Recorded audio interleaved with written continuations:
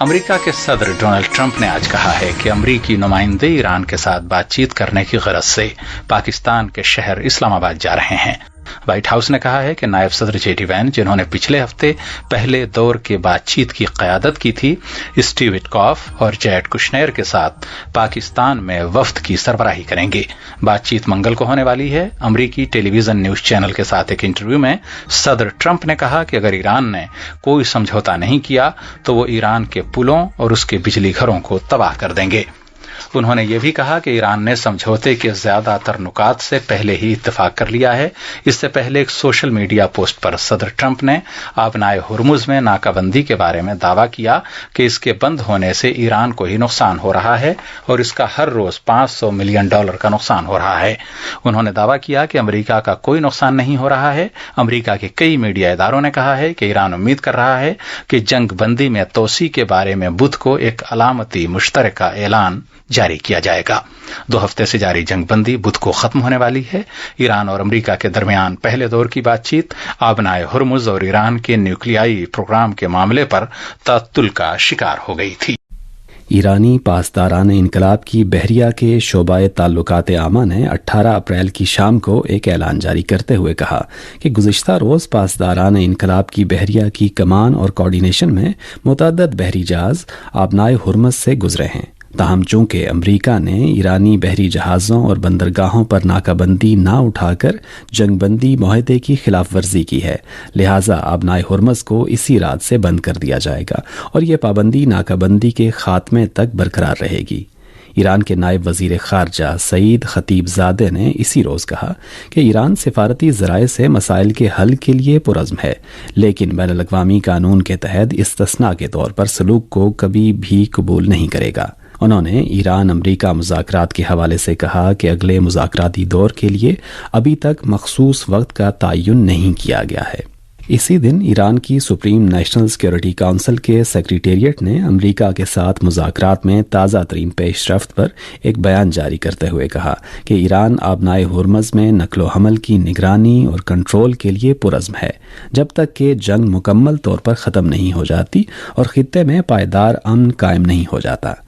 بیان میں کہا گیا ہے کہ حال ہی میں ثالثی کے کردار میں پاکستان کے ایک وفد کے دورہ ایران کے دوران امریکہ نے نئی تجاویز پیش کی جن پر ایران غور کر رہا ہے، تاہم ابھی تک کوئی جواب نہیں دیا گیا۔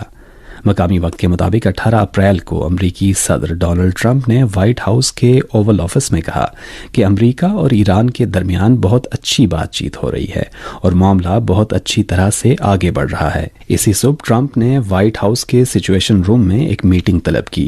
امریکی حکام نے خبردار کیا کہ اگر جلد کوئی پیش رفت نہ ہو سکی تو آنے والے دنوں میں تنازعات دوبارہ سر اٹھا سکتا ہے۔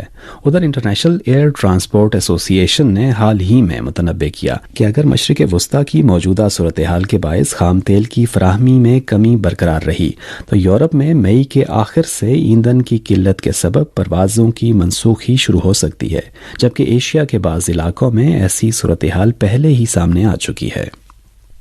مقامی وقت کے مطابق 19 اپریل کو ہزاروں جاپانی شہریوں نے جاپانی پارلیمنٹ کے گرد جمع ہو کر بڑے پیمانے پر احتجاجی ریلی نکالی، جس میں صنائع تکائشی حکومت کی جانب سے ہتھیاروں کی برآمدات پر پابندی ہٹانے اور امن پسند آئین میں ترامیم کرنے جیسے خطرناک فوجی توسیعی اقدامات کی مخالفت کی گئی۔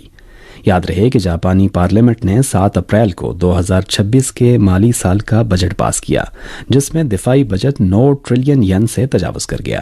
جاپانی حکومت مستقبل قریب میں دفاعی ساز و سامان کی منتقلی کے 3 اصولوں اور اس کے اطلاق کے رہنما خطوط میں ترمیم کرنے کا بھی ارادہ رکھتی ہے تاکہ جاپان کے ہتھیاروں کی بیرون ملک برآمد پر پابندیوں میں نرمی کی جا سکے۔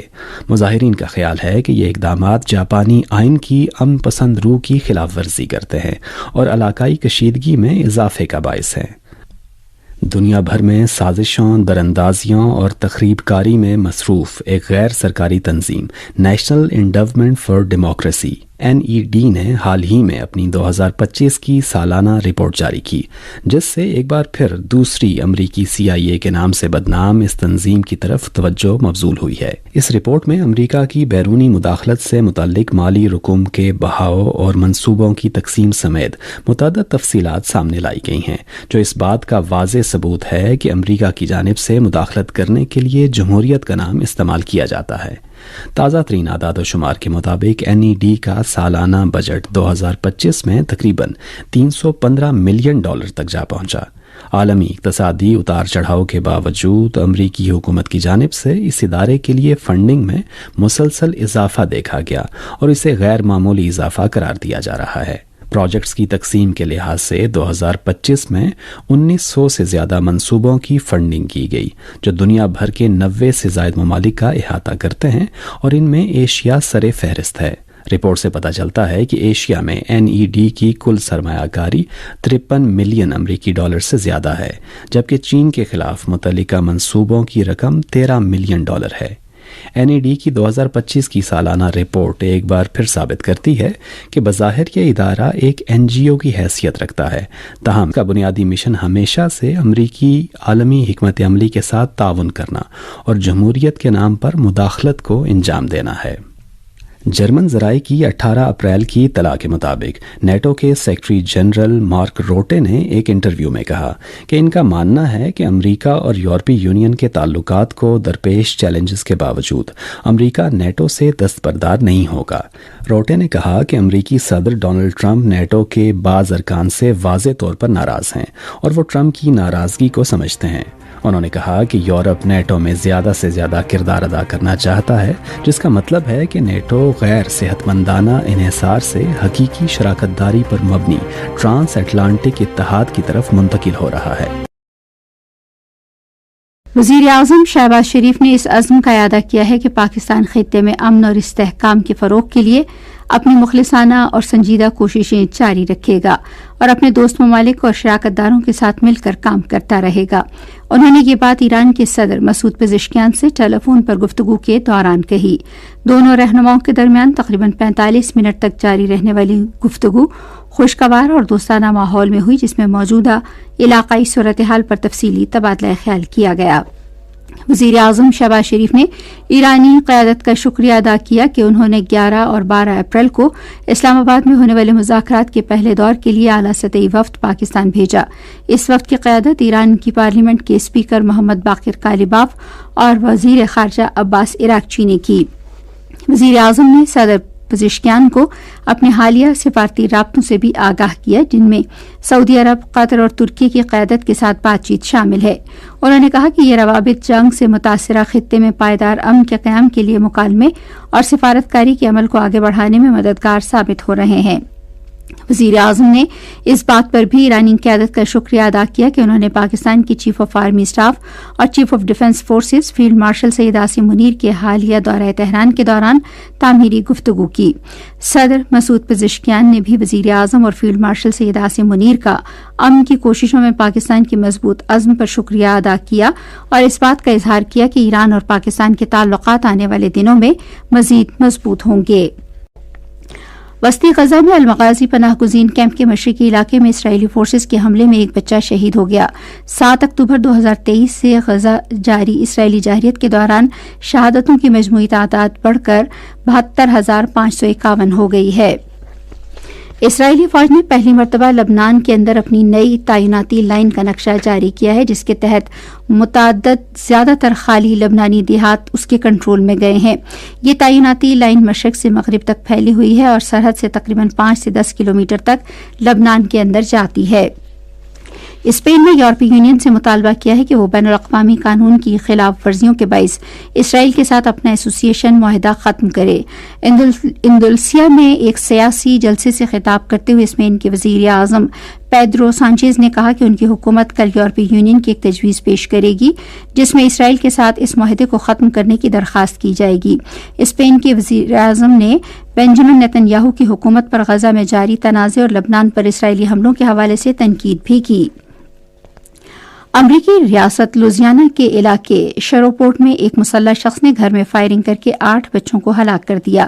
7 بچوں کی لاشیں گھر کے اندر موجود تھیں جبکہ 8ویں بچے کو چھت کے ذریعے بھاگنے کی کوشش میں گولی مار کر ہلاک کیا گیا. مشتبہ شخص نے فائرنگ کے بعد ایک گاڑی کو ہائی جیک کیا اور پولیس نے تعاقب کے دوران گاڑی پر فائرنگ کر کے ملزم کو ہلاک کر دیا. پاکستان سپر لیگ میں رات کراچی میں پشاور زلمی نے کوئٹہ گلیڈیٹرز کو 118 رن سے ہرا دیا. پشاور زلمی نے پہلے بیٹنگ کرتے ہوئے مقررہ 20 اوورز میں 3 وکٹوں کے نقصان پر 255 رنز بنائے. جواب میں کوئٹہ گلیڈیٹرز کی ٹیم 18.1 اوورز میں 137 رنز بنا کر آل آؤٹ ہو گئی. اور اب موسم. محکمہ موسمیات کی پیشگوئی کے مطابق آئندہ 12 گھنٹوں کے دوران ملک کے بیشتر علاقوں میں موسم خشک جبکہ میدانی علاقوں میں موسم گرم رہنے کا امکان ہے.